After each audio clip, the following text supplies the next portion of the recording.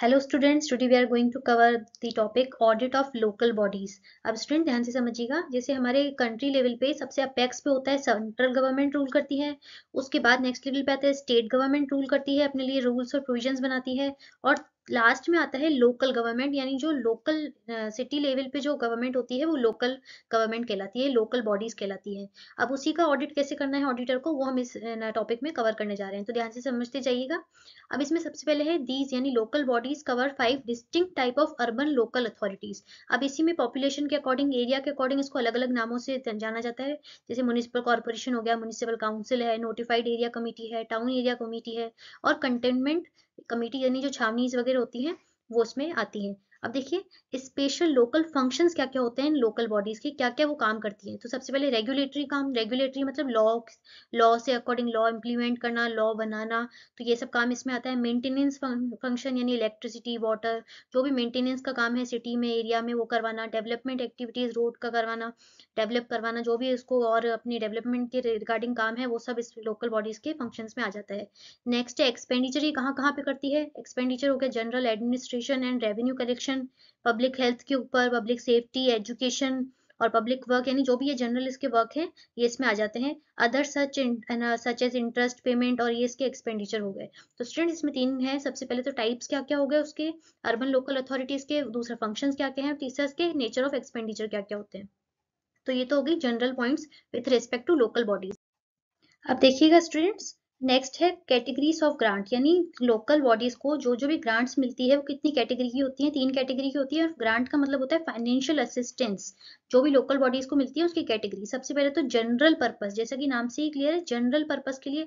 अब देखिए स्टूडेंट, किसी फॉर एग्जाम्पल किसी लोकल अथॉरिटी का एक्सपेंडिचर तो हो गया है 100, अब जो भी एक्सपेंडिचर है, पब्लिक हेल्थ है, सेफ्टी है, जो हमने लास्ट स्लाइड में पढ़ा, और उसकी रेवेन्यू, यानी जो उसके रिसोर्सेज हैं, उसके रेवेन्यू है लोकल बॉडी के, जो भी उसको लोकल टैक्सेस से मिलते हैं, जो भी कलेक्शन करती है उस पर्टिकुलर वहाँ की पॉपुलेशन से टैक्स कलेक्ट करती है। फॉर एग्जाम्पल वो आ रहे 90, लेकिन उसका खर्चा तो हो गया 100 का। तो ये जो 10 रुपए का जो ये गैप आ रहा है, जो ये शॉर्टफॉल आ रहा है, इसको कॉम्पनसेट, उसको ब्रिज करने के लिए जो ग्रांट दी जाती है उसको कहते हैं जनरल पर्पस ग्रांट। तो अब देखिए समझिएगा, these are the primary intended to the substantially bridge the gap, यानी जो 10 रुपए का गैप आ रहा है इस एग्जाम्पल में, between the needs and the resources of local bodies. तो उसको ब्रिज करने के लिए, उसको कंप्लीट करने के लिए जो ग्रांट दी जाती है वो कहलाती है जनरल पर्पस ग्रांट। दूसरा है स्पेसिफिक पर्पस ग्रांट। स्टूडेंट्स नाम से क्लियर है, स्पेसिफिक है, यानी जो क्लियर एक ऑब्जेक्ट, कोई एक्टिविटी बता दी, उसी पर्पस के लिए वो जो खर्चा होगा उसके रिस्पेक्ट में जो ग्रांट दी जाती है वो कहलाती है स्पेसिफिक पर्पस ग्रांट। जैसे हो गया इलेक्ट्रिसिटी मेंटेनेंस के लिए दे दी, रोड बनवाने के लिए दे दिए ना, कोई स्कूल खुलवाने के लिए दे दिए, किसी हॉस्पिटल के लिए दे दिए। अब देखिएगा, these grant which are tied to a provision of certain service, कुछ सर्विसेज के लिए है, किसी परफॉर्मेंस के लिए, कुछ सर्टेन टास्क के लिए, जो स्पेसिफाइड ऑलरेडी किया हुआ है, तो उस रिस्पेक्ट में जो ग्रांट आ गई वो गई स्पेसिफिक पर्पस ग्रांट। तीसरा है स्टेचुटरी और कॉम्पनसेटरी ग्रांट। अब देखिएगा, these grant under various enactment are given to local bodies as a compensation on account of loss of any revenue on taking over by a state government from a local government. अब समझिएगा इसको, जो कोई पहले revenue local government के पास आता था, लेकिन बाद में वो स्टेट गवर्नमेंट लेने लग गई, तो जिसकी वजह से लोकल बॉडीज को जो नुकसान हुआ, उस नुकसान को कॉम्पनसेट करने के लिए जो ग्रांट दी जाती है उसको कॉम्पनसेटरी ग्रांट कहते हैं। अब इसका बिल्कुल बेस्ट एग्जांपल है स्टूडेंट्स जीएसटी। अब जीएसटी में जैसे क्या होता था, पहले इनके ऑक्ट्रोय टैक्स होता था लोकल बॉडीज के लिए, रोड टैक्स होते थे, लेकिन जीएसटी आने के बाद ये सारे जीएसटी में मर्ज हो गए। अब जीएसटी का कलेक्शन तो आपको पता ही है ना, स्टेट में और सेंटर में आपस में डिवाइड होकर जाता है, तो इससे जो लोकल गवर्नमेंट को, लोकल बॉडीज को जो फाइनेंशियल लॉस हुआ, जो उनको टैक्स पहले कलेक्ट होता था अब वो उनको नहीं मिल रहा है, तो इस लॉस को कॉम्पनसेट करने के लिए जो स्टेट से उनको ग्रांट मिलती है वो कॉम्पनसेटरी ग्रांट कहलाती है।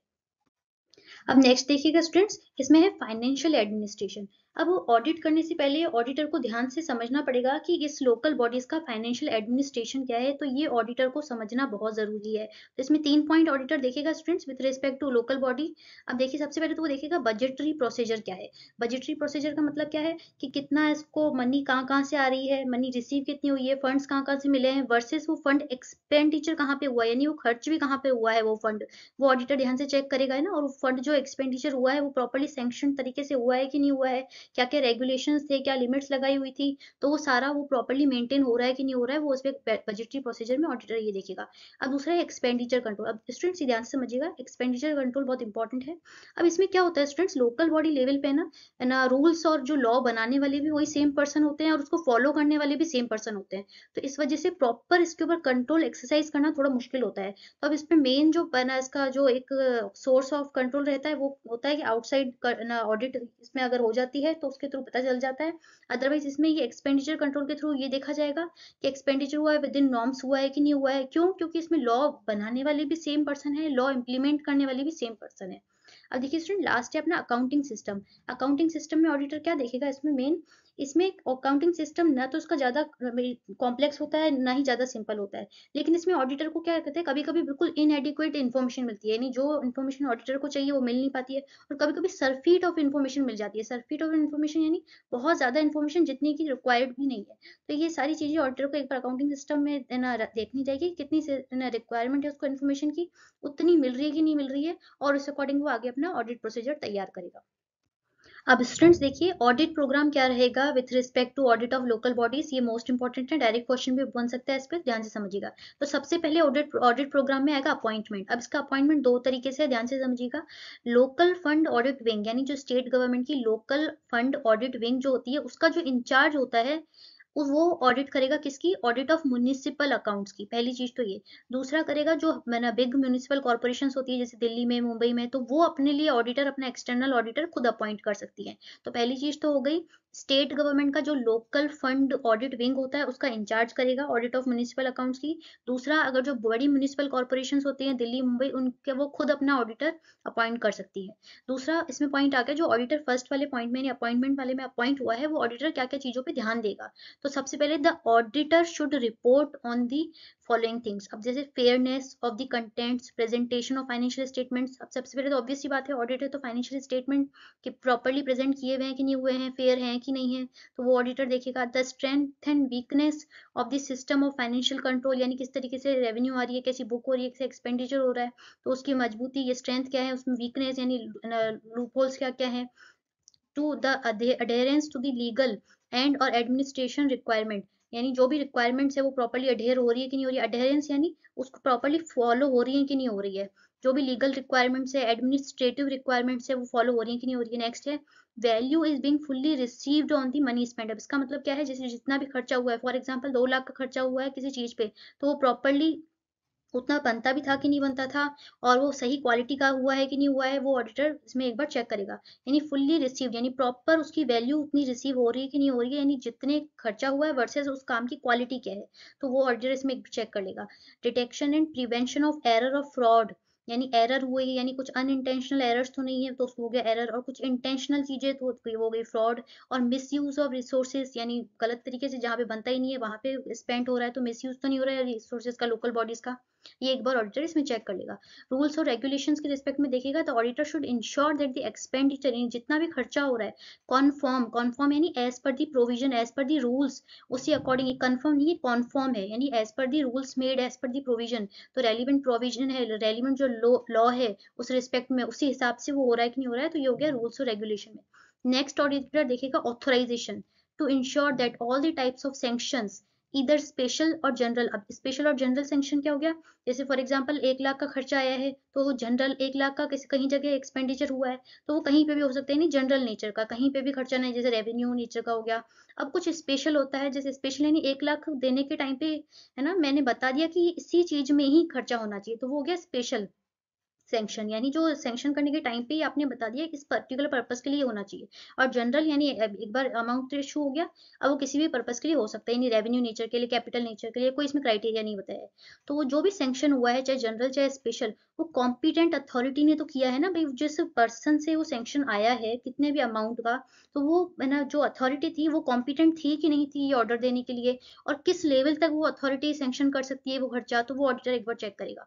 नेक्स्ट है provisioning, to ensure that there is a provision of fund. Students ये हमने गवर्नमेंट ऑडिट में भी पढ़ा था कि जो भी खर्चा होता है उसके लिए प्रोविजन बनाना जरूरी है, और जो खर्चा बाद में सैंक्शन होता है वो उसी प्रोविजन के थ्रू होना चाहिए। फॉर एग्जाम्पल जैसे रोड कंस्ट्रक्शन की बात अगर हम कर लें, तो रोड कंस्ट्रक्शन के लिए फॉर एग्जाम्पल मैं एग्जांपल ले रही हूँ कि 50 लाख का कोई खर्चा आना है, तो 50 लाख का पहले प्रोविजन बनेगा, और फिर एग्जांपल जैसे फर्स्ट स्टेज में इस प्रोविजन में से वो खर्चा जाएगा। जैसे फर्स्ट स्टेज पे 10 लाख हमने ना उसने सैंक्शन किए किसी अथॉरिटी ने, तो पहले प्रोविजन बना हुआ होना चाहिए इस रिस्पेक्ट में, और जो सैंक्शन होगा वो इसी प्रोविजन से ही होगा रोड कंस्ट्रक्शन के लिए। तो ऑडिटर ये चेक करेगा कि provision ensure that there is a provision of fund and the expenditure is incurred from the provision. जैसे हमने इस एग्जाम्पल में लिया, जो एक्सपेंडिचर होगा एक्चुअल में वो इसी प्रोविजन से ही होना चाहिए, and has been authorised by the competent authority, जो हमने पिछले पॉइंट में पढ़ा कि वो उसके रिस्पेक्ट में प्रोविजन बना हुआ है कि नहीं हुआ है, और बना हुआ है तो उसी में से वो खर्चा इशू होना चाहिए, सैंक्शन होना चाहिए,